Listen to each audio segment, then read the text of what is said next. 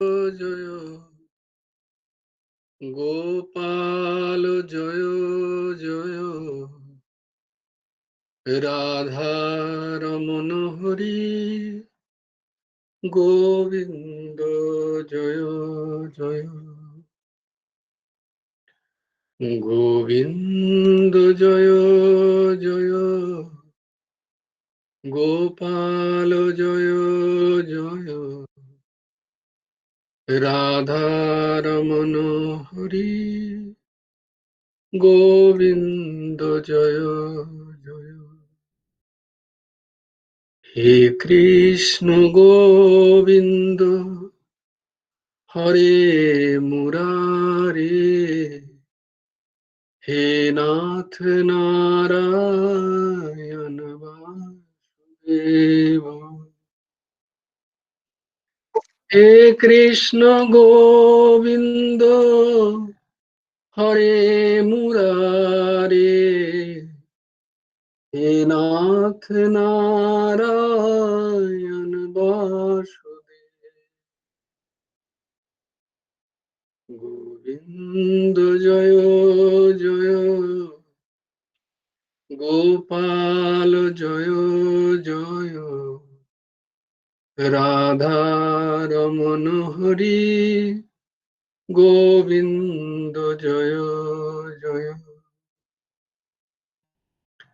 হে কৃষ্ণ গোবিন্দ হরে মুরারে হে নাথ নারায়ণ বাসুদেব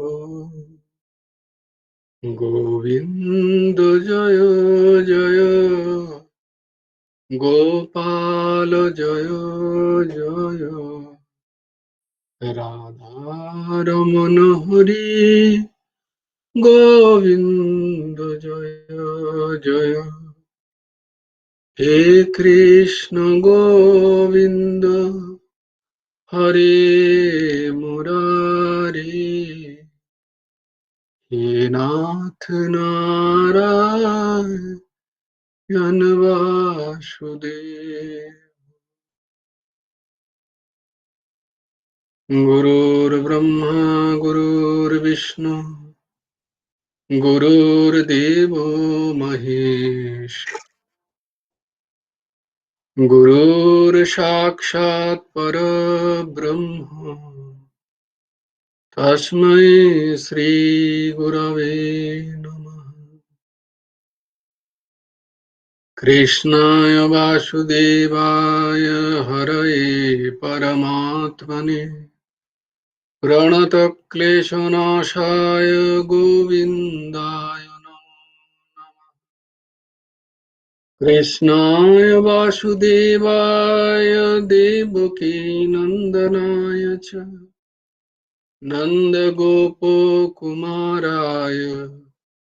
গোবিন্দায় নমো নমঃ বসুদেবং সুतं দেবং कंसचाणूरमर्दनं देवकी परमानन्दं कृष्णं वन्दे जगद्गुरुं দামোদর মাস কার্তিক মাস পরমারাধ্য পরমহংস ঠাকুর শ্রী শ্রী হেমন্ত দেবজিউর আবির্ভাব মাস এই মাসে আমরা তাঁরই রচিত গুরুমুখে গীতা উপদেশ গ্রন্থ অবলম্বনে গীতার চর্চা এবং কথাসার ভাগবতী কথা অবলম্বনে ভাগবতের চর্চা দ্বারা এই দামোদর মাসে গীতা এবং ভাগবত পাঠ অতি অতি মঙ্গলদায়ী কল্যাণকারী। এই এর দ্বারা আমরা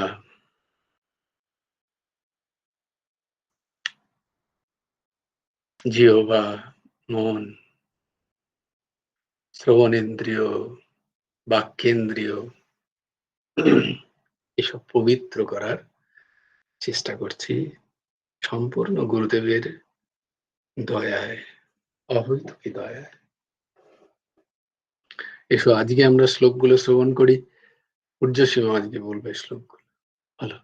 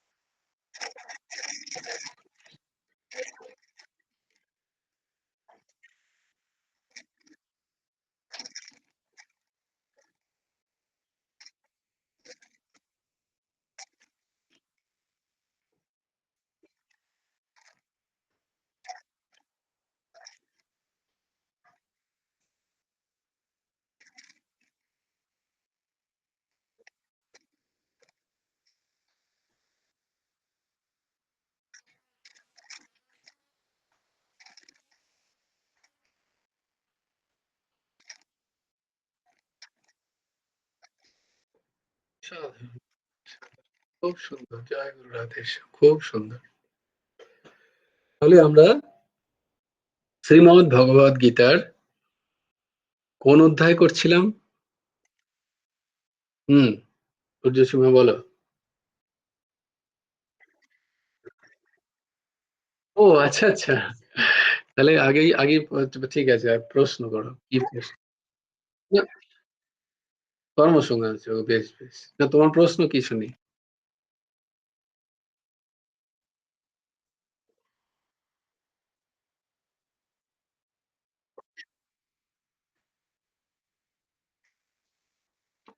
প্রথম কথা হচ্ছে মেডিকেল ফেস্ট কি জিনিস বুঝতে পারলাম না।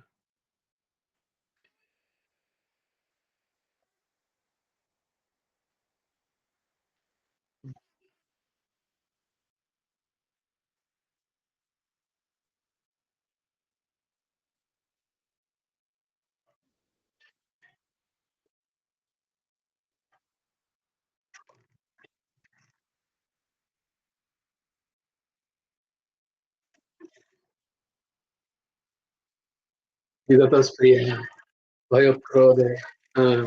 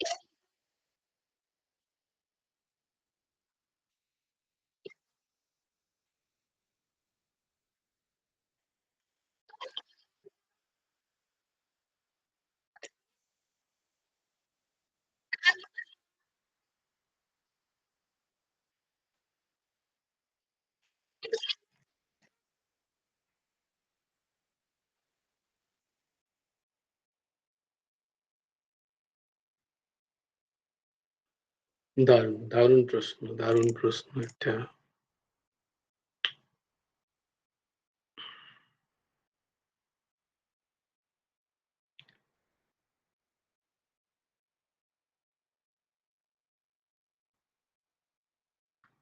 এর উত্তর আমি না দিয়ে অন্য কেউ দিতে পারবে কি? এতদিন তো আমরা পড়লাম। কালকেও আমরা এই নিয়ে আলোচনা হয়েছে। কালকের যে বিষয়টা আলোচনা হয়েছে, গুরুদেব যেখানটা দেখাচ্ছিলেন, দেখো কালকেও কিন্তু এই দাস ওই বিষয় নিয়েই আলোচনা করেছে এবং তার উপরেই প্রশ্ন কিন্তু। কালকে যে শুনেছে ঠিক ঠিক মন দিয়ে, মনে হয় সে খানিকটা আলোকপাত করতে পারবে। কে শুনেছে?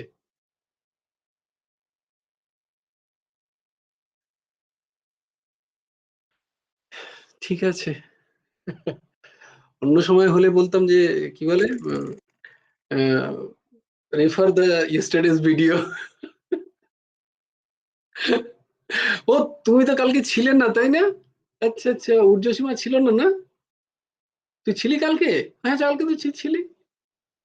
হ্যাঁ, অর্ঘ্য বাবা উত্তর দেবে দেখো। অর্ঘ্য বাবাও শুনেছে ওইখানে, আসলে শুনেছে না? ছিল। হ্যাঁ, ছিলাম জয়গুরুদেব স্যার। হ্যাঁ বলো বলো।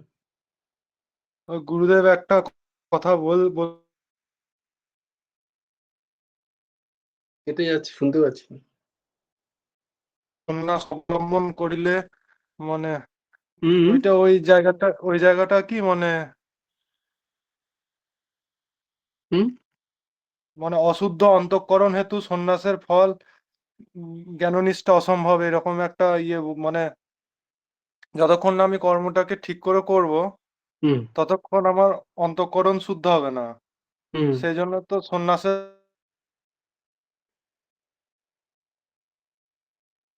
হুম হুম যে হুম ভাব, যেটা মানে হলো মানে সেই ভাবটা বলবো। হ্যাঁ বলো, চাইছি তো, উনি বলো। উনি যে নিষ্ঠা ভরে যে কর্ম করছেন, হুম তো ওনার মতন তো অনেকই আছে, সবাই তো সেই কাজটা ধরে নিষ্ঠা করতে, তার জন্য তার একটা শরীরের যে শক্তি বা সেটাও তো সবাই তো, অনেকে ধরুন একটা বিভিন্ন দিক থেকে হয়তো হ্যান্ডিক্যাপ আছে, সেই যে করতে পারছে না, তার যে শরীর সুস্থ হুম হুম হুম তাতে তো তার কিছুটা মানে ভগবানের কৃপাও তো ধরুন কাজ করছে, তার ফ্যামিলি সাপোর্ট করছে বা তার শরীরে সবকিছু ঠিকঠাক আছে, উনি যে কাজটা করছেন একটা, যদি কোনো সেই জায়গাটা যদি কেউ একটা অন্ধ মানুষ বা হতো, তাহলে তো তিনি সেই জায়গাটা ঠিক করে করতে পারতেন না, তিনি যে করছেন যে তার সব অঙ্গ প্রত্যঙ্গ ঠিক আছে, সেটাও তো একটা ভগবানের কৃপা বা দয়া। কারণ না না, সেটা তো নিয়ে প্রশ্ন হচ্ছে না। প্রশ্নটা হচ্ছে যে কেউ যদি ওই রকম নিষ্ঠার সাথে কর্ম করে, এবং যদি সে স্পিরিচুয়ালের বা এই ধরনের পথে সে যদি না হাঁটে, তাহলে কি সে কর্মবন্ধন থেকে মুক্ত হবে? প্রশ্নটা এটাই, তাই তো ঊর্ধ্বসীমা? জয়গুরু রাধে স্যার। বাহ, এই তো আসছে। মানে আমি বৈষ্ণব থেকে বলছি, আমার যেটুকু মনে হচ্ছে সেটা থেকে হ্যাঁ আমি বলছি। অবশ্যই, এটা তো কালকে এইটাই তো ক্লাসে চাই আমি আমি। ছিলাম না, হ্যাঁ আমি কালকে ক্লাসে ছিলাম না, আমি বলছি না, ধরো কালকে কেউ ক্লাসে নিষ্ঠা, থাকতে হবে না। হ্যাঁ এই এই হ্যাঁ জিনিসটাই হ্যাঁ চর্চা হ্যাঁ হয়েছে হ্যাঁ বহুবার। হ্যাঁ হ্যাঁ আমি বলো। বলছি ধরো কেউ নিষ্ঠা করে কাজ করছে, ঠিক আছে, হুম হুম কিন্তু কাজটা যতক্ষণ না যোগ্য না হবে, অর্থাৎ হুম পরার্থে না হবে হুম এবং আসক্তিবিহীন না হবে, হুম হুম ততক্ষণ আসক্তি ছাড়া এবং মানে মানে যজ্ঞার্থে পরার্থে না হবে ভেরি গুড। ততক্ষণ তো হুম মানে সেটা হুম সেই কর্মবন্ধনটা কি মুক্ত হবে, ভেরি গুড। এইটাই আমি বলতে এইটা চাই। এইটা এইটা শুনতে চাইছিলাম। এটা আমরা কর্মযোগে অনেকবার শুনেছি। যখন আমরা এই কর্মযোগ পড়ছিলাম, তখন আমরা উম, এই জায়গাটা কিন্তু আমরা শুনেছি। কর্ম কালকেই দেখো একটা জায়গায়, তাই জন্য উম, বললাম স্পেশালি ওখানে, দেখো আমি জোর দিয়েও বলেছিলাম যে কর্মবন্ধনের কারণ ঠিকই। গুরুদেব লিখছেন কি, কর্মবন্ধনের কারণ কর্মযোগ বন্ধনের কারণ নয়। কর্ম যখন কর্মযোগ হবে, তখনই কর্মবন্ধন থেকে তার মুক্তি হবে। যদি কর্মটা কর্মযোগ না হয়, যোগস্তঃ কুরু কর্মাণি, কি পড়ছি আমরা? যে কটা শ্লোক মুখস্থ আমাদের আমরা ছোটস্থ করছি, দেখো উত্তর ওখানেই আছে। তাই বলেছি যে কটা শ্লোক তোমাদের করিয়ে দেওয়া হচ্ছে সেখান থেকে তোমরা প্রায় গোটাই যে কোনো প্রশ্নের উত্তর দিতে পারবে, কিন্তু হ্যাঁ শ্লোকগুলোকে মনন করতে হবে। ওখানে থেকে বলছে যোগস্তহ কুরু কর্মাণি সঙ্গম ত্যক্তা ধনঞ্জয়। কর্মনিষ্ঠার সাথে যদি যিনি করছেন অবশ্যই, কিন্তু কর্মর সাথে সাথে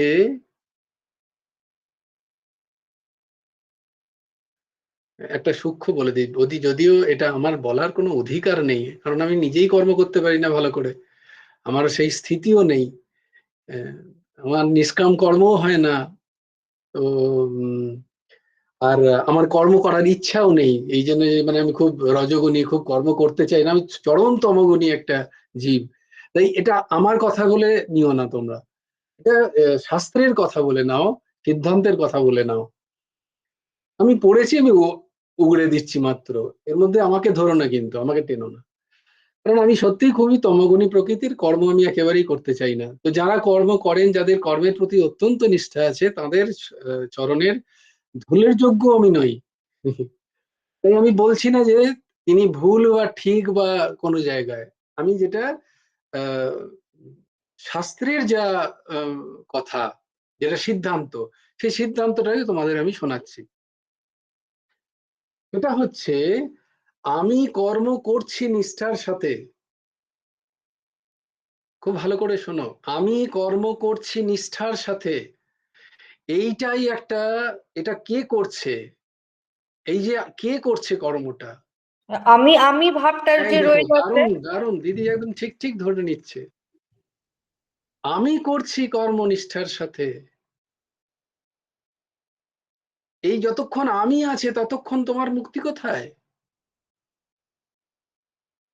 তুমি নিষ্ঠার সাথে কর্ম অবশ্যই করা উচিত, প্রত্যেকের করা উচিত, কারণ গুরুদেব বলছেন যে যারা নিষ্ঠার সাথে কর্ম করছে তাদেরকে বেদান্ত বাক্য শুনিয়ে তাদের ওই কর্ম থেকে তাদেরকে সরিয়ে আনা উচিত নয় কখনো, ঘোর অপরাধ।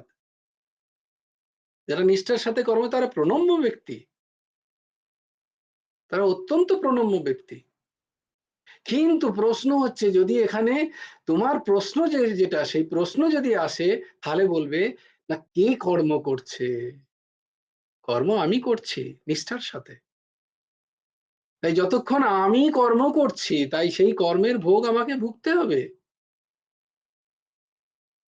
কারণ কৃতম কর্ম শুভাশুভম,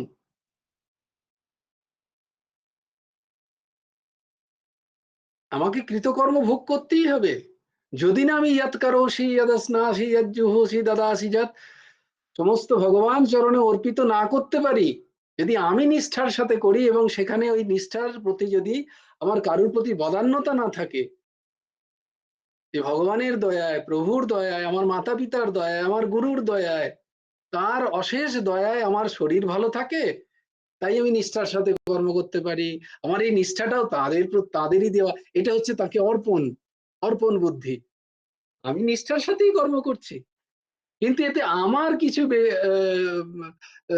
কি বলে ব্যক্তিগত পুরুষার্থ নেই, আমার এতে কোনো পুরুষার্থ নেই।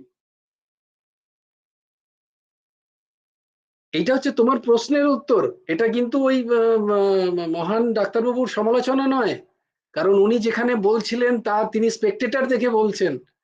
তোমাদের যখন বলা হবে তোমাকে অবশ্যই গীতার কর্মযোগের কথা কর্মযোগের মতো করে বলা হবে, এটা হচ্ছে গীতা ক্লাস করা হচ্ছে, কিন্তু যখনই সেই বলে এইখানেই যদি এই দাসকে যদি বলতে দেওয়া হয়, তার পার্সপেক্টিভটাই অন্যরকম হবে, সেখানে জ্ঞানের কথা বলা হবে না, সেখানে কর্মের কথাই বলা হবে, কারণ তোমরা এখন জাস্ট একটু একটা জায়গা থেকে পাস করে তোমরা এখন সমাজের সেবা করতে যাচ্ছ, সেখানে নিষ্কাম কর্মের কথা কোথায় বলা হবে? না তোমরা যদি ক্লাসে আসো, গীতার ক্লাসে, তাহলে গীতার ক্লাসে নিষ্কাম কর্মের কথা বলা হবে, কিন্তু তোমরা এখন তোমাদেরকে তো অ্যাচিভ করতে হবে, তোমাদের তো অ্যাচিভই হয়নি, না আমরা একটা জায়গায় পৌঁছতে পারলাম, না আমরা নিষ্কাম হতে পারলাম, তো জগা খিচুড়ি হয়ে গেল গোটা ব্যাপারটা। বোঝাতে পারছি? তো প্রশ্ন হচ্ছে গিয়ে যখন গীতা ক্লাসে এই প্রশ্নটা তুমি করছো, তখন কিন্তু এর উত্তর এইটা। কারণ আমার মধ্যে আমি আছে, আমি নিষ্ঠার সাথে কর্ম করছি। আমাকে সেই কর্মের ফল ভোগ করতে হবে। তো তার মানে কি আমি কি তাহলে কর্ম ছেড়ে দেবো? বললেন না, এইখানটাতেই মানুষ অজ্ঞানে চলে যায়। এটাই বললাম যে ওনার ওনার সমালোচনা নয়, এটা তোমার প্রশ্নের উত্তর। হুম? তো প্রশ্ন হচ্ছে গিয়ে তারও হয়তো সেই গভীরতা আছে, তিনি তেন প্রকাশ করেননি সেই জায়গায়। স্পিরিচুয়ালিটি মানেই কিন্তু ভগবান নন। আধ্যাত্মর মধ্যে ভগবানকে টানাটানি না করেও আধ্যাত্ম করা যায়। আবার ভক্তি মার্গে অনেকে এই সিদ্ধান্তের প্রতি কটাক্ষও করেন না, ভগবান বিনা আধ্যাত্ম হবে না, সেটাও ঠিক। কারণ মার্গের উপরে নির্ভর করে। তুমি জ্ঞান মার্গে আছো না, তুমি কর্মে মার্গে আছো না, তুমি ভক্তি মার্গে আছো না, তুমি অষ্টাঙ্গ যোগ মার্গে আছো, সেটা নির্ভর করে। তো প্রশ্ন হচ্ছে গিয়ে, যেহেতু তোমরা তোমরা একজন এখন সবে তোমরা ফাইনাল ইয়ার দেবে, তোমরা সবাই ডাক্তার হবে, তোমাদের একটা বিশাল রেসপন্সিবিলিটিস আসবে এরপরে। তো সেখানে তোমরা তো বলতে পারো না কোনো রুগী এলে কর্মণ্যেবাধিকার আস্তে মা ফলেষু কদাচন, আমি যে ওষুধ লিখে দিয়েছি, তোমার কি হবে না হবে তুমি বুঝে করো। You can't say that, right or wrong. সেখানে তোমার চরম নিষ্ঠা চাই। হ্যাঁ, প্রচন্ড পড়াশোনা করে তোমাকে বিষয়টা জানতে হবে। তুমি সেখানে উদাসীন থাকতে পারো না, কারণ ওটা তোমার কর্ম। কর্মকে যদি যোগ করতে হয়, তাহলে ওই কর্মটাই ভগবানের জন্য করছো, সামনে যিনি এসছেন তিনি ভগবান। এই ভাব নিয়ে কর্ম করতে হয়। তখন সামনে তোমাকে রোগী ভাবলে তুমি কর্মেতে ফাঁসবে। আর সেই সামনেই যদি কেউ আমি ভেবে নি যে আমার কর্মটাই আমার কাছে ভগবত সেবা,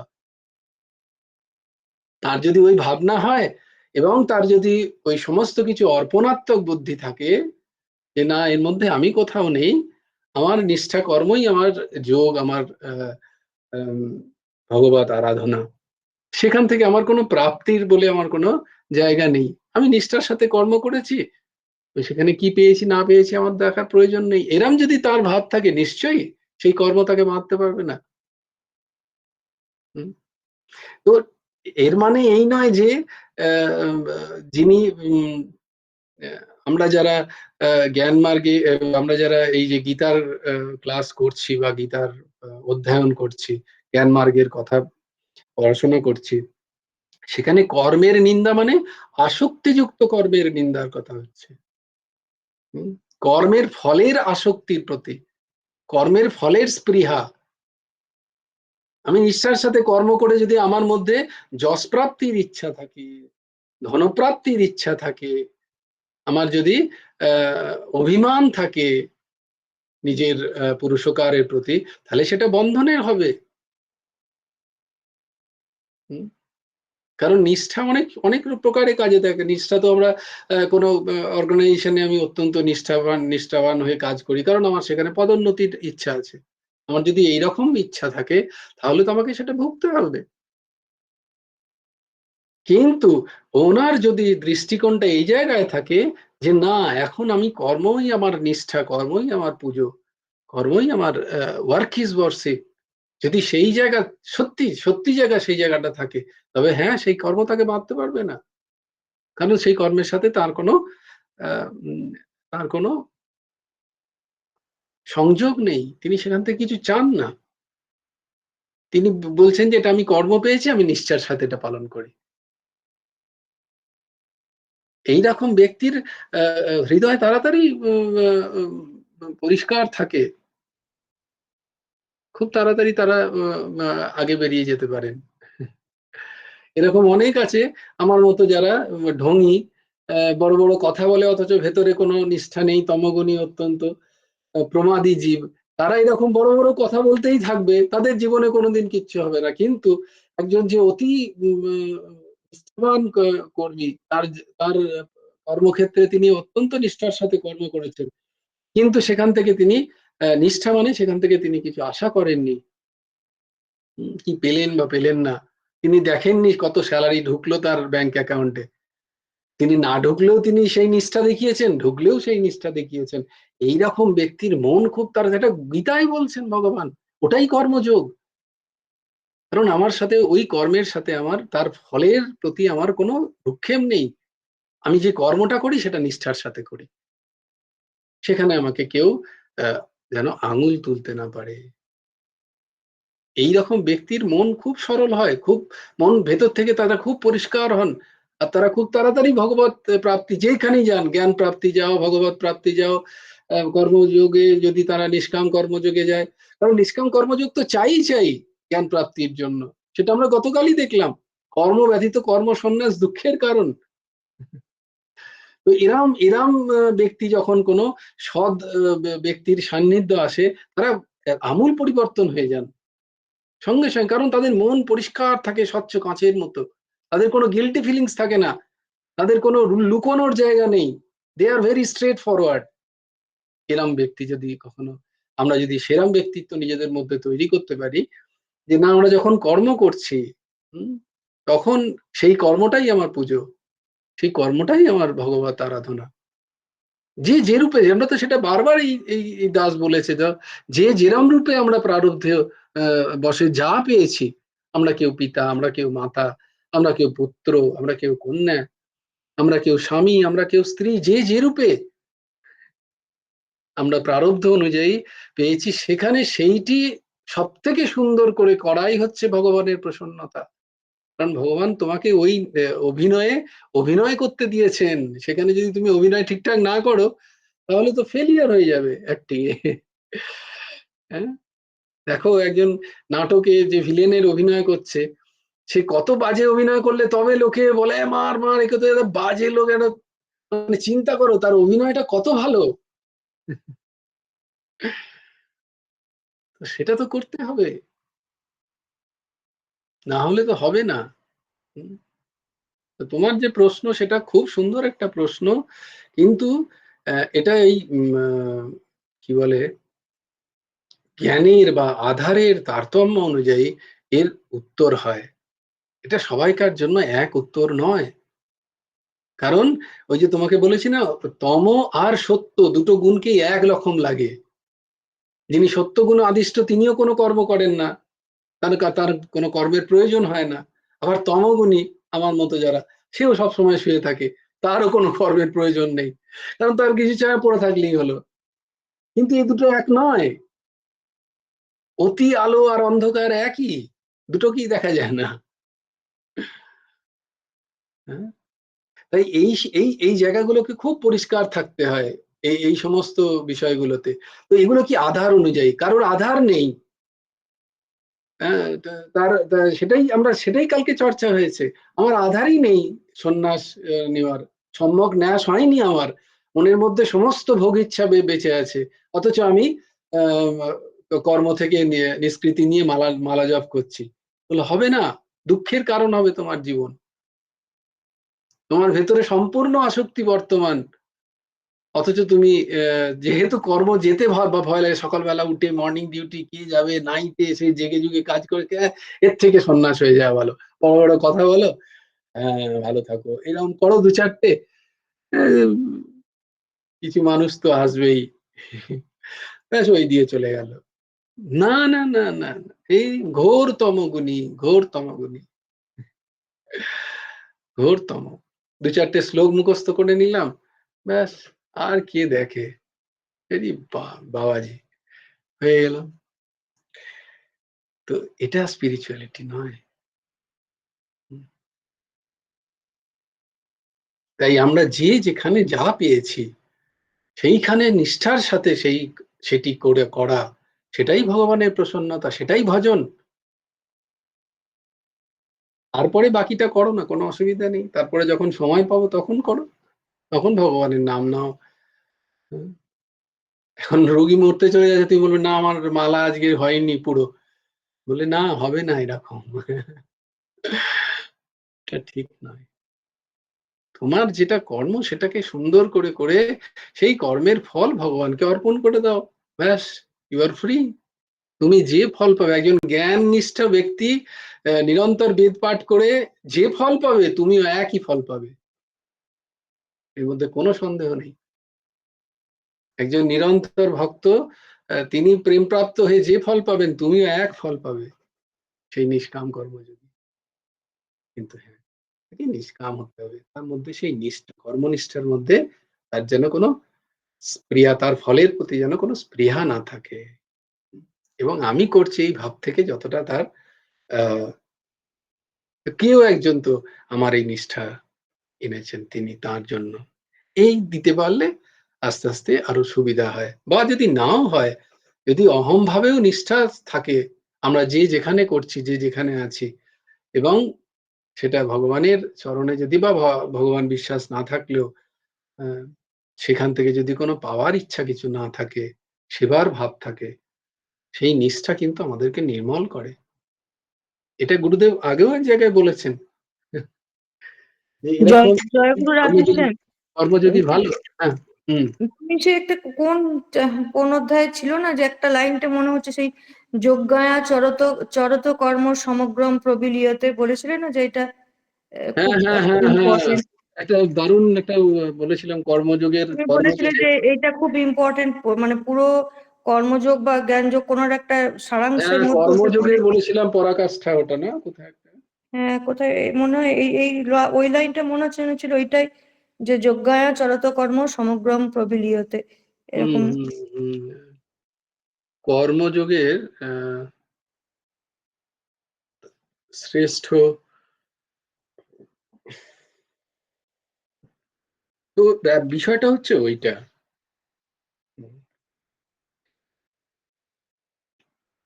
যে আমরা যে যেখানে যে কর্ম পেয়েছি সেটা নিষ্ঠার সাথে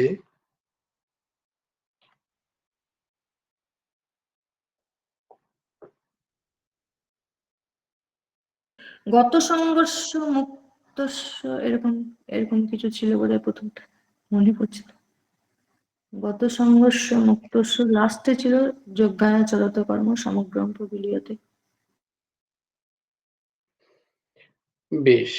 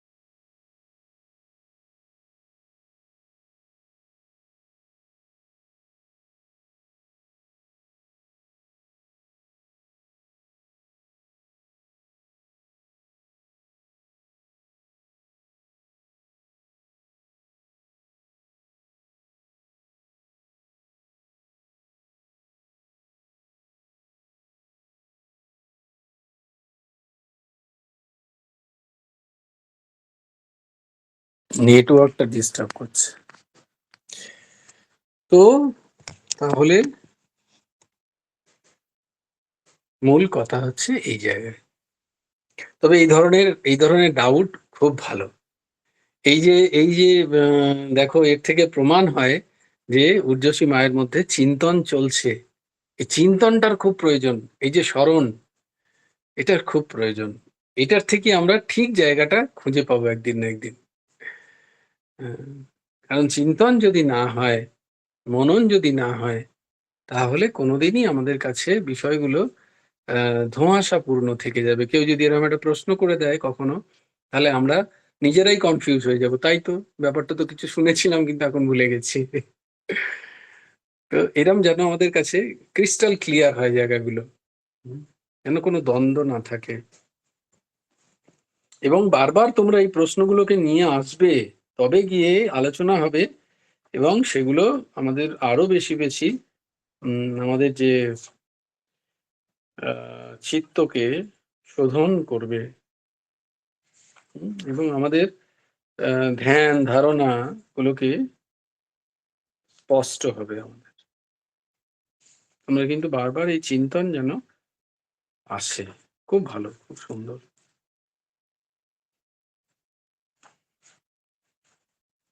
ঠিক আছে, আমরা ওই দিদি যেটা বলছে তার আমি বলেছিলাম তোমাদের, কিন্তু আমার নিজেই এখন কোথায় লেখা আছে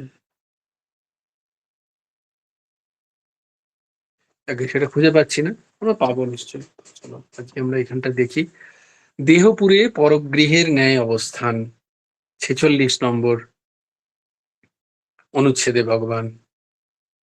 গুরু ভগবান লিখছেন, দেহপুরে পরগৃহের ন্যায় অবস্থান।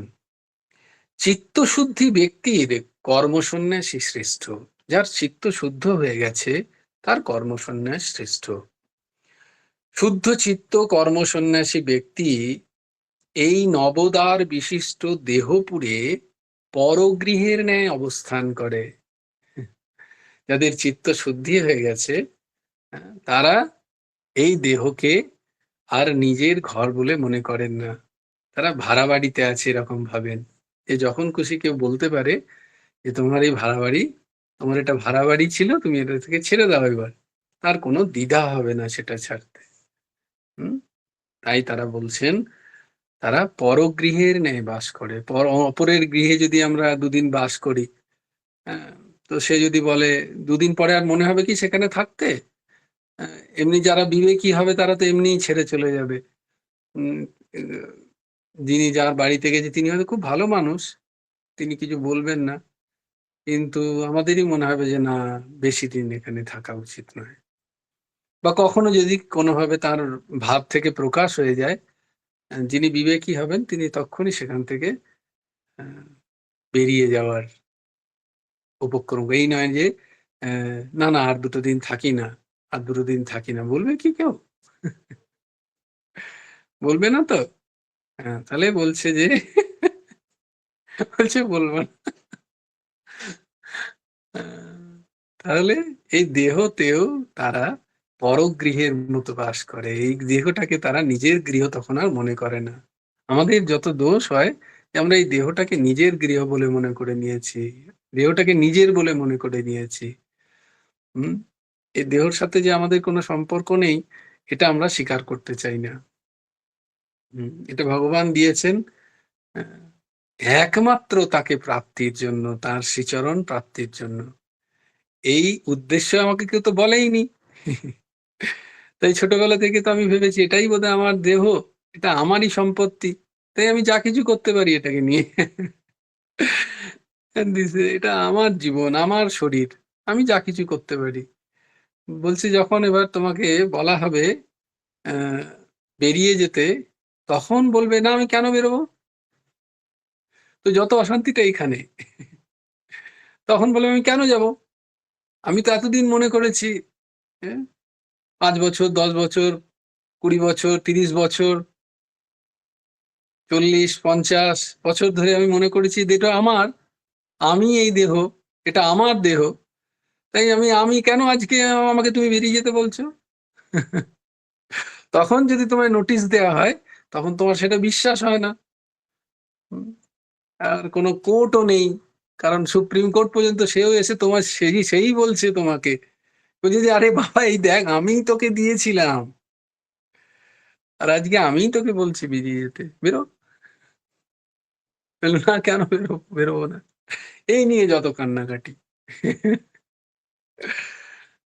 কত সোজা জিনিস, কত সোজা বিষয়, কিন্তু অত সোজা নয়, কারণ তার জন্য চিত্তের শুদ্ধিকরণের প্রয়োজন।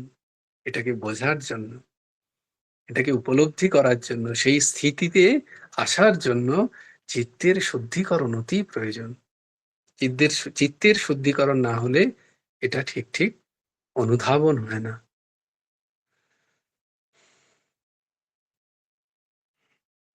আমরা যতই জ্ঞানের কথা শ্রবণ করি, যতই আমরা কিন্তু এটাকে আমরা মেনে নিতে পারি না।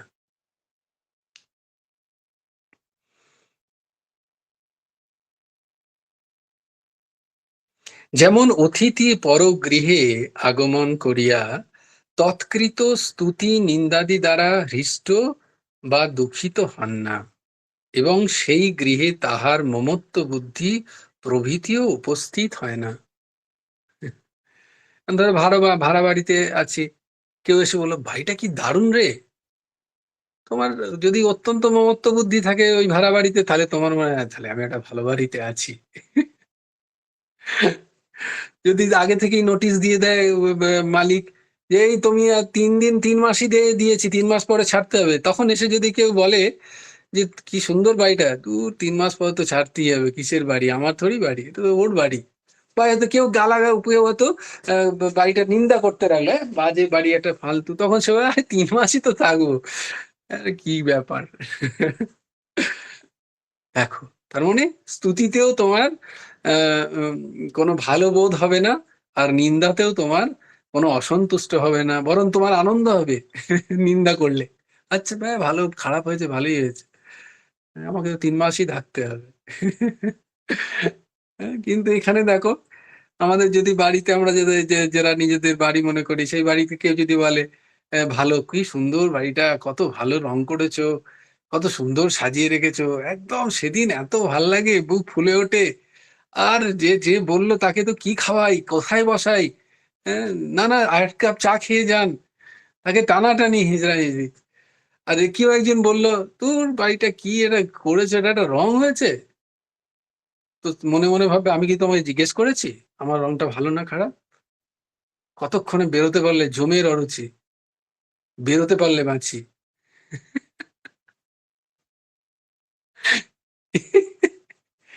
এই দশা, আমি তোমায় জিজ্ঞেস করেছি বলে 1 কাপ চা, না না চায়ে চিনি নেই, চিনি ছাড়া চাও ফুরিয়ে গেছে।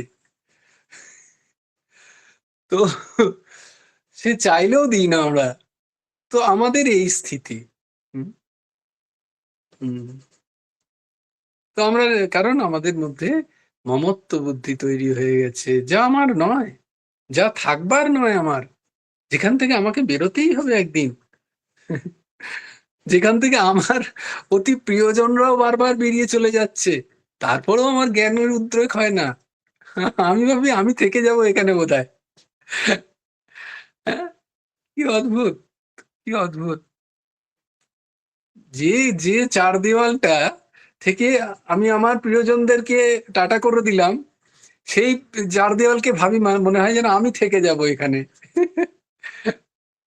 আমার কোনো জ্ঞানের উৎপত্তি হয় না, আমার কোনো ভাব জাগে না, আমার কোনো বিবেক তৈরি হয় না, আমার সেই বিষয়গুলোর প্রতি কোনো বিরক্তি হয় না, কোনো বৈরাগ্য জাগে না। কি অদ্ভুত না? বিষ্ণু মায়া, প্রকৃতির খেল। তাই বলে যে মমত্ব বুদ্ধি প্রভৃতিও উপস্থিত হয় না, সেইরূপ কর্মসন্ন্যাসীও দেহে অহংকার আদি পরিশূন্য হয়ে স্তুতি নিন্দায় সমজ্ঞান করে অবস্থান করেন। এই হচ্ছে কর্মনিষ্ঠা। কর্মে যদি কারোর ঠিক ঠিক নিষ্ঠা হয়, তাহলে সেই কর্মের জন্য তার কিচ্ছু আশা থাকে না, ওইটাকে বলে কর্মনিষ্ঠা। কারণ সেই কর্ম দ্বারা স্তুতি বা নিন্দা তাকে ছোঁয় না। আমার কর্মনিষ্ঠা, আমাকে স্তুতি দ্বারা আমি এমন আবেগে ভেসে যাব না যে আমার কর্মতে কোনো তার প্রভাব পড়বে। আবার তাতে যদি আমাকে কেউ নিন্দা মন্দ করে, তাতেও আমি হতাশ হয়ে যাব না যে আমার কর্মনিষ্ঠাতে কেউ হস্তক্ষেপ করতে পারে। এইটা হচ্ছে কর্মনিষ্ঠা। এই কর্মনিষ্ঠা প্রত্যেকের দরকার, যে যে অবস্থানে যে কর্ম পেয়েছি।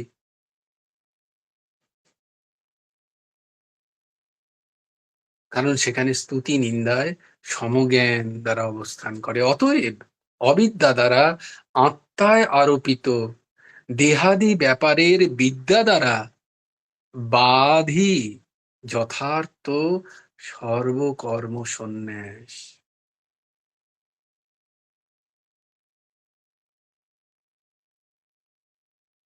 একটু শক্ত কথাটা, গভীর একটা কথা। পঞ্চম অধ্যায়ের 13 নম্বর শ্লোক। সর্বকর্মাণি মনসা সন্ন্যাস্যাস্তু সুখম বশী নবদ্বারে পুরে দেহি নৈব কুর্বাণ কারয়ন। অবিদ্যা দ্বারা আত্মায় আরোপিত, যা দেহাদি ব্যাপার, যা প্রকৃতির বিষয়, তা আমরা কি করেছি? পুরুষে অর্পণ করেছি, আমাতে অর্পণ করে নিয়েছি। আমি যে আত্মা, আমি যে পুরুষ, দেহাদি প্রকৃতির কর্ম আমি নিজেতে অর্পণ করেছি।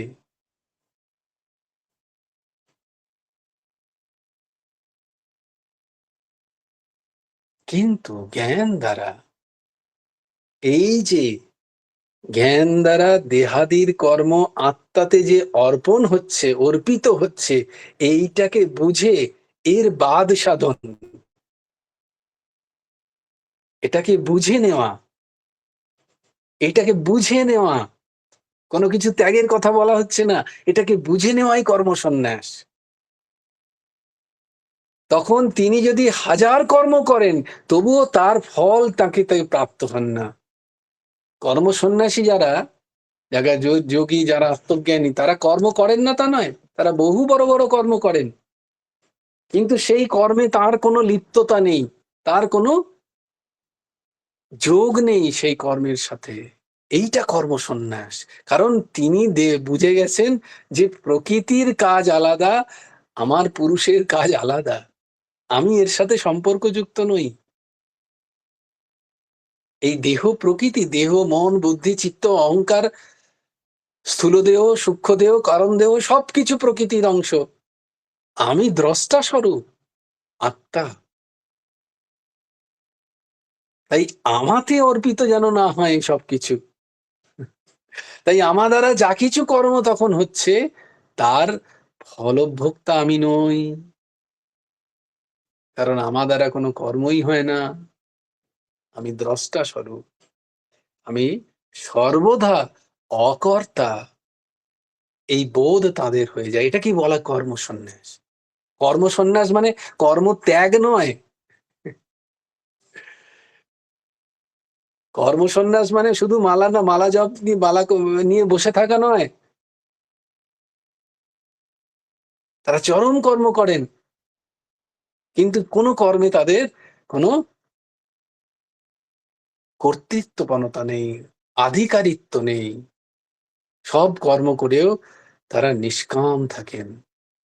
প্রচন্ড কর্ম হয়েও তাদের ভেতরে নিশ্চল, শান্ত একটা চিত্ত অবস্থান করে। এটাকে বলে কর্মনিষ্ঠা। বস্তুত গীতা পড়ে এই রকম জায়গায় গেলে তাহলে সেই কর্ম আর তোমাকে ভাবতে পারবে না, সেখান থেকে তুমি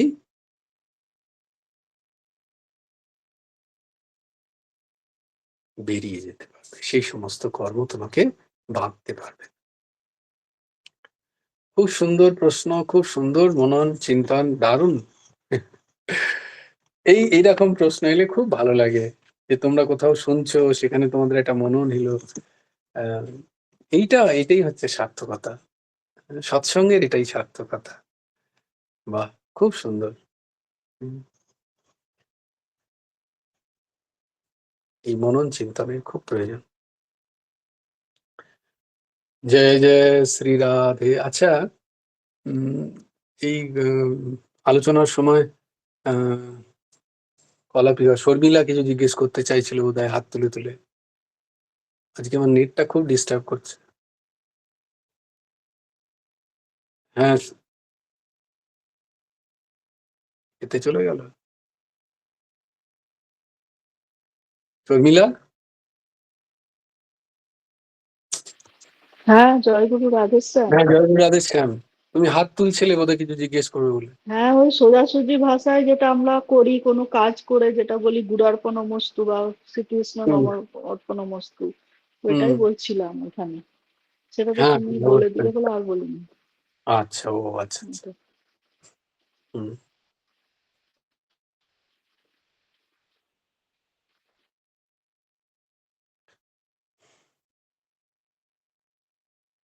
ओम सच्चिदानंद रूपाय कृष्णाय क्लिष्टकर्मणे नमो वेदांत विद्याय गुरावि बुद्धि साक्षिणे।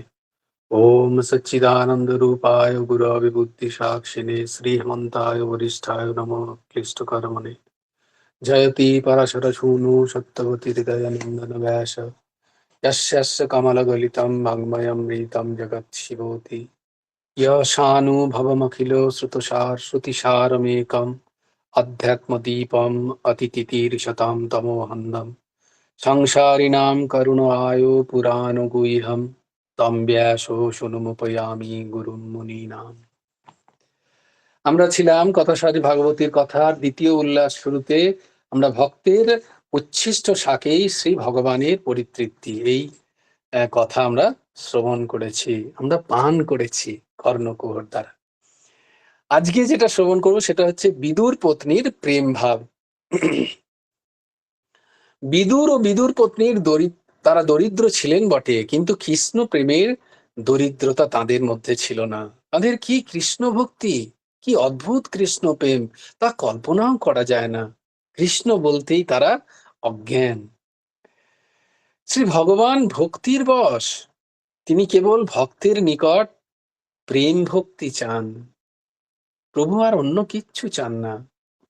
একবার ভগবান কৃষ্ণ দুর্যোধনের রাজ ঐশ্বর্য ত্যাগ করে বিদুরের গৃহে গিয়ে দ্বারে বিদুর বিদুর বলে ডাক দেন। বিদুর পত্নী ছুটে এসে তার দরজা খুলে দিয়ে যখনই দেখেন সামনে শ্যাম দাঁড়িয়ে, তখন তাকে হাতে ধরে নিয়ে বিদুর পত্নী ঘরে নিয়ে যাচ্ছেন। এসো এসো এসো। বিদুর পত্নীর গাত্রে কোনো বস্ত্রও নেই, ভগবান তাকে বস্ত্র ছুড়ে দেন। এদিকে বিদুর গৃহে নেই, তার ভিক্ষায় তিনি বেরিয়েছেন।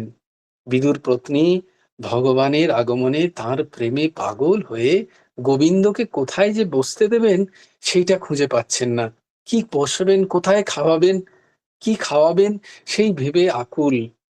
তার বস্ত্র আলুথালু হয়ে যাচ্ছে, বসনের প্রতি তার কোনো খেয়ালই নেই, তার কোনো দেহ ভাব নেই। তখন কেবল গোবিন্দের রূপখানি দেখেই সে পাগল। গোবিন্দের অনুরাগ ভরা আলাপেই যেন তিনি কৃতার্থ, তার কোনো ভাব নেই।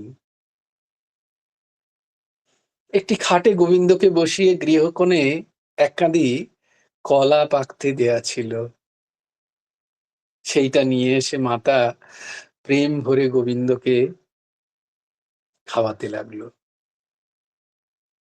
কখনো কলাটা ফেলে চোখাটা খাওয়ান, আবার কখনো চোখাটা ফেলে দিয়ে কলা খাওয়ান। এইভাবে কলা ও চোখায় তার উঠোন ভর্তি হয়ে গেল। এমন সময় বিদুর গৃহে এসে দেখলেন যে তার পত্নী কৃষ্ণ প্রেমে পাগল হয়ে আছে। আহা! আর প্রভুকে কলার চোখা খাওয়াচ্ছে, মানে কলার যে খোসা সেইটি। বিদুর পত্নীর ঐরূপ বিকৃত সেবা দেখে অত্যন্ত দুঃখিত হয়ে পত্নীকে তিরস্কার করলেন। বললেন, তুমি এ কি করছো? দ্বারিকাধীশ তখন শ্রীকৃষ্ণ, তিনি বৃন্দাবনবাসীর নয় যখন এই ঘটনা ঘটছে। দ্বারিকাধীশ, দ্বারিকার রাজা শ্রী ভগবানকে কলার ছোকা খাওয়াচ্ছ? দেখো অঙ্গন ভরে গেছে কলাতে, তুমি কত চোখাই না গোবিন্দকে খাইয়েছ। বিদুর শ্রী ভগবানকে বললেন, ঠাকুর তুমিই বা কেমন?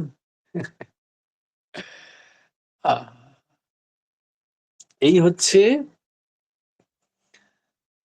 ঐশ্বর্যহীন ভক্ত আর ঐশ্বর্যপূর্ণ ভক্তির পার্থক্য। যারা ভগবানকে ভগবান বলে জানেন তাদের মধ্যে খানিকটা ঐশ্বর্য আছে, আর যারা ভগবানকে ভগবান বলে না মেনে তার সখা, তার গোপাল, তার মিত্র, তার প্রভু বা তার প্রাণপ্রিয় প্রাণবল্লভ বলে মানেন, তাদের কোনো ঐশ্বর্যহীন প্রেম, শুধুমাত্র প্রেম। ভগবান বলছেন এদের ঐশ্বর্যপূর্ণ সমস্ত যারা ভক্ত তাদের থেকেও ঐশ্বর্যহীন পূর্ণ প্রেম, পূর্ণ ভক্তের দ্বারা আমি জিতে গেছি, তাদের দ্বারা তারা আমাকে জিতে নিয়েছে, আমি তাদের কাছে পরাধীন সম্পূর্ণরূপে। তাই তারা যদি চোখাও খাওয়ান আমি সেটাতেই তৃপ্ত।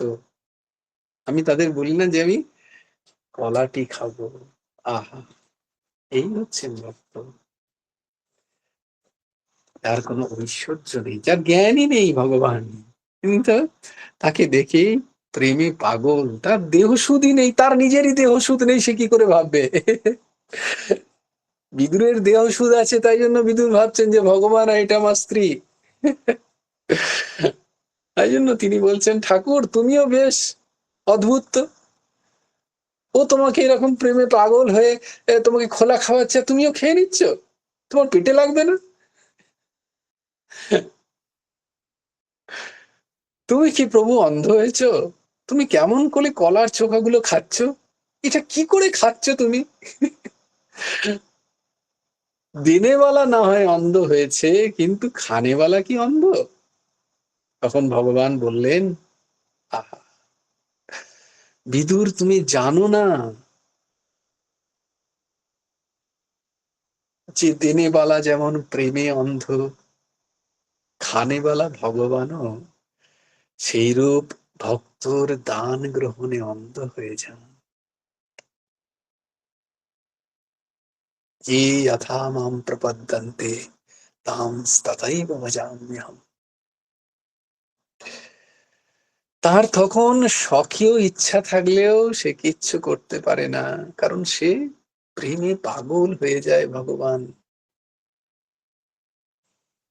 ভক্ত যত না পাগল হয়ে যান, ভগবান তার থেকে অনেক বেশি পাগল হয়ে যান ভক্তের প্রেম দেখে। তার কাছে আর কিচ্ছু, তার চোখেই পড়ে না কিছু আর। ये है प्रेम। तो प्रेम प्रेम ही होता है। प्रेम में कोई काम निष्काम ये वाली बात ही नहीं है। निष्काम प्रेम बोले कोनो जिनिस হয় না। প্রেম প্রেমই হয়। নিষ্কাম ভালোবাসা হতে পারে, নিষ্কাম আসক্তি হতে পারে, নিষ্কাম টান হতে পারে। যা প্রকৃতি দ্বারা কর্ম সেগুলো নিষ্কাম হতে পারে, প্রেম প্রকৃতি দ্বারা হয় না।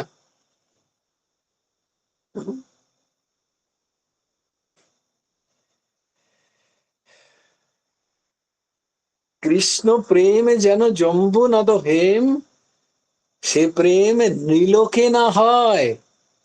যতক্ষণ প্রকৃতির ভাব আছে, প্রকৃতি বোধ আছে, দেহ বোধ আছে, ততক্ষণ সেই প্রেম হয় না।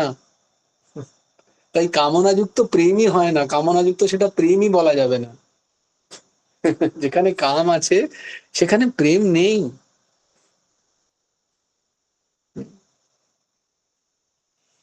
প্রেম প্রেমই, সেখানে কোনো কামনাই নেই, সেখানে কিচ্ছু নেই, শুদ্ধ প্রেম।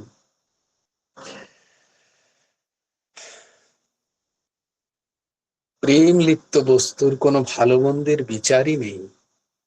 প্রেম সবই মিষ্ট। অতি সুন্দর বস্তু যদি প্রেমহীন হয়, তবে তাহা ভগবানের নিকট ত্যায্য বা কদর্য। প্রেমহীন বস্তু অতি উত্তম হলেও শ্রী ভগবানের তাহা প্রিয় নন। তাই তিনি বললেন, পত্রম পুষ্পম ফলম তোয়ম ইয়ো মে ভক্ত্যা।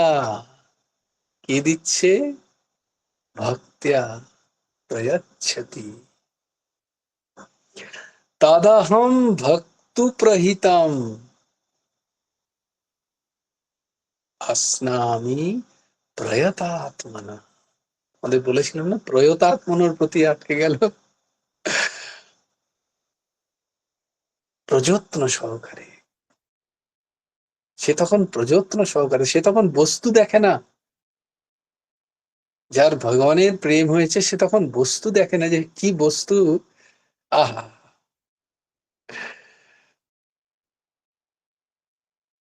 বনভোজনে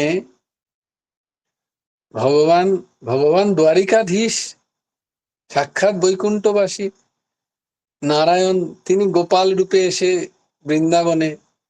তো সখারা কি বলছেন, তার মায়েরা তৈরি করে দিয়েছে ছাঁচ। কেউ ছাঁচ এনেছে, কেউ কারি এনেছে, কেউ কি বলে লিট্টি চোখা এনেছে, কেউ বেসনের লাড্ডু এনেছে সেদিন। তো প্রথমে কেউ গোবিন্দকে দিচ্ছে না, প্রথমে আগে সবাই নিজে খাচ্ছে একটু, দিয়ে খেয়ে বলছে কানা কানা দেখ তেরে সৌগন্ধ, তোর দিব্যি করে বলছি কি অসাধারণ বানিয়েছে আমার মা, একটু খেয়ে দেখ। নিজে খেয়ে সেই এঁটোটাই বলছে একটু খেয়ে দেখ আমার মা কি দারুণ বানিয়েছে, তোর দিব্যি করে বলছি। আর কানাও সেটা নিয়ে খাচ্ছে, বলছে আরে সেই यार तेरी माताजी तो बहुत बढ़िया बनाया है। দেখো, আচ্ছা মধুমঙ্গল তার কারি একটু পুরনো, তো কারিটা কি করেছে, সে ইচ্ছা করে খেয়ে নিয়েছে। খেয়ে নিয়ে বলছে আরে মধুমঙ্গল তুই মেরে কো দিয়া নি, আমি তুমি আমাকে দিলে না, তুমি কারিটা পুরোটা খেয়ে নিলে। আরে কানা यार এত সুন্দর হয়েছিল না, আসলে কারিটা দুদিনের পুরনো, দিতে চাইছে না যে কেমন হবে না হবে।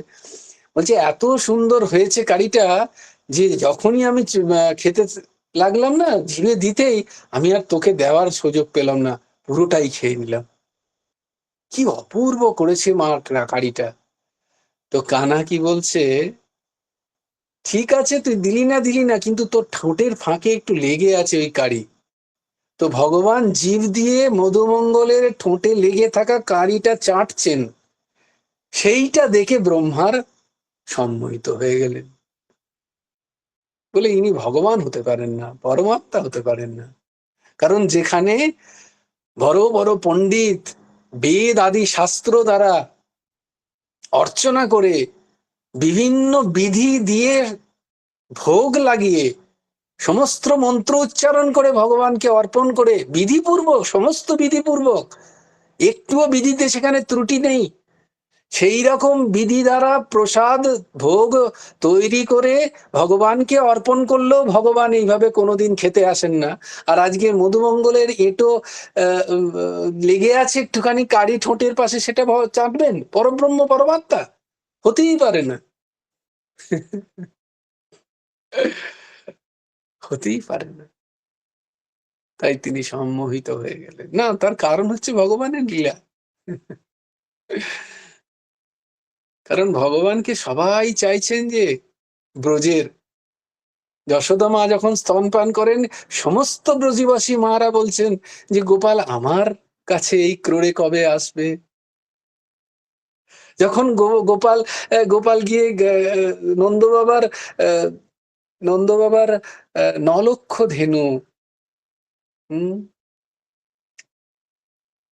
সেখানে কিছু ধেনুরই তিনি সরাসরি দুধ পান করেন, বাকিরা ভাবে গোপাল আমাদের কবে এরম ভাবে এসে দুধ খাবে।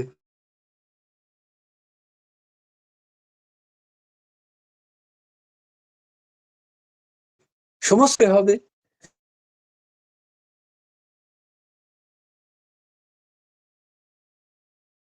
সম্মোহ লীলা ভগবানের ইচ্ছাতে।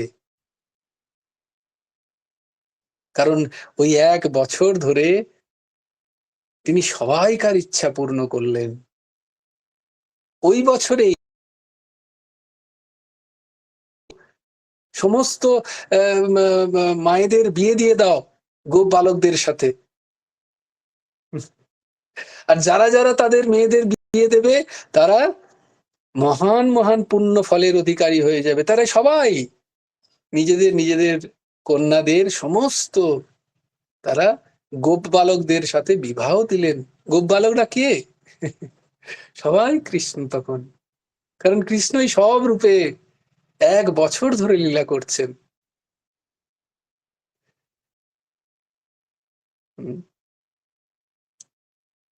তো সবাই হয়ে গেলেন কৃষ্ণেরই বধূ।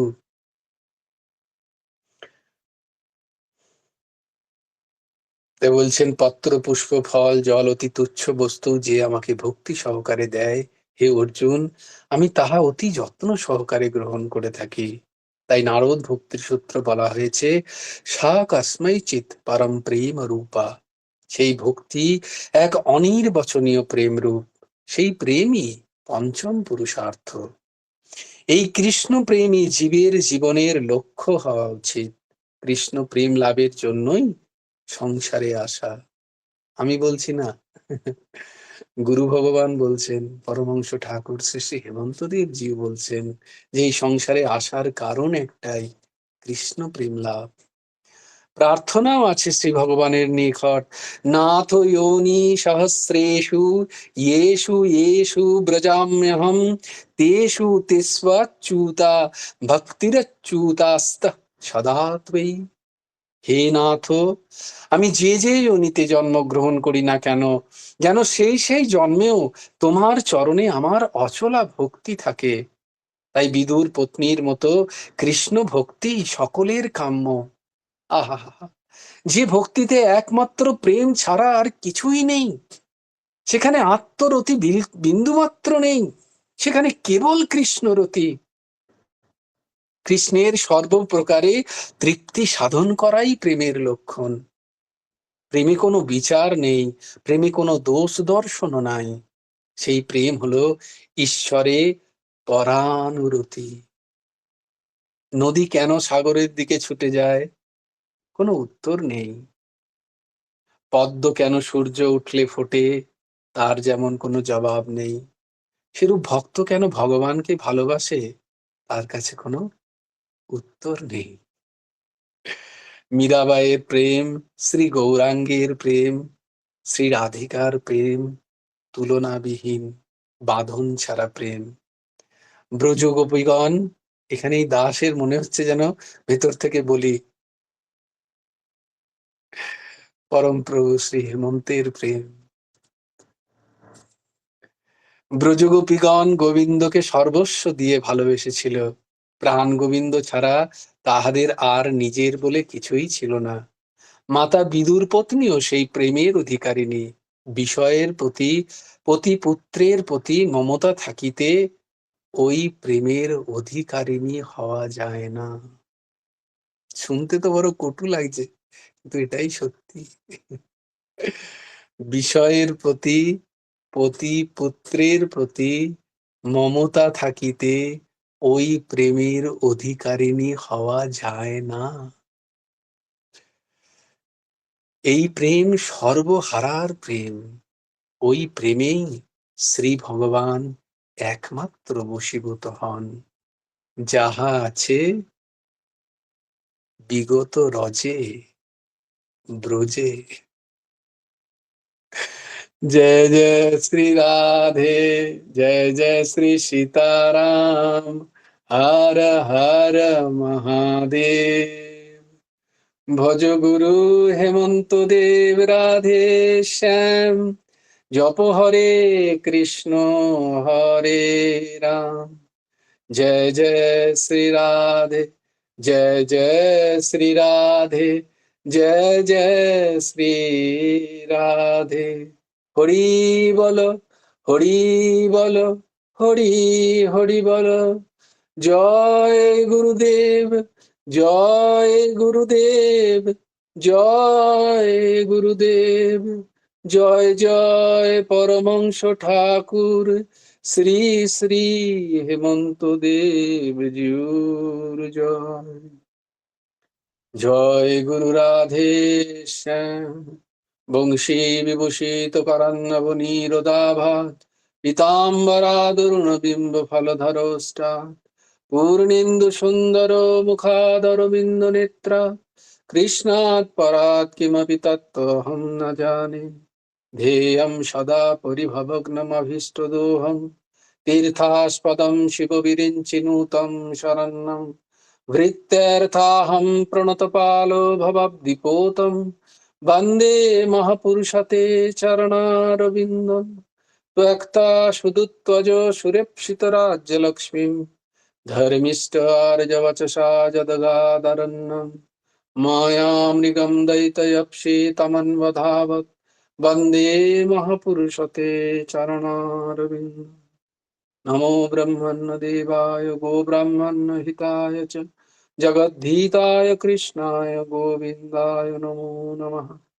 कृष्णाय वासुदेवाय हरये परमात्मने, प्रणतक्लेशनाशाय गोविन्दाय नमो नमः। जय गुरु राधे श्याम, राधे श्याम, राधे श्याम, श्याम श्याम राधे राधे। রাধে কৃষ্ণ কৃষ্ণ কৃষ্ণ রাধে রাধে, জয় গুরু রাধে শ্যাম, শ্রী গুরার্পণমস্তু, শ্রী হেমন্ত দেবার্পণমস্তু। জয় গুরু রাধে শ্যাম। সবাই ভালো থেকো, সুন্দর থেকো, সুস্থ থেকো।